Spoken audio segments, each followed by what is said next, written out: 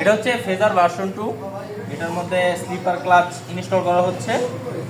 আর slipper clutch install করার কারণ হচ্ছে যে উনি পিটু লাগাতে চাচ্ছে না, ওনার ক্লাচ অনেক সফট প্রয়োজন, যেহেতু উনি লং ড্রাইভ করে প্রচুর, ওনার ক্লাচ সফট দরকার।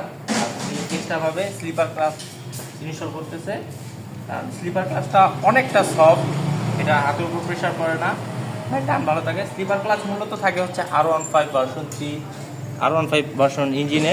আর R15-এর যে কটা ইঞ্জিন আছে সবগুলোতে স্লিপার ক্লাচ লাগানো থাকে ক্লাচ সফটের কারণে।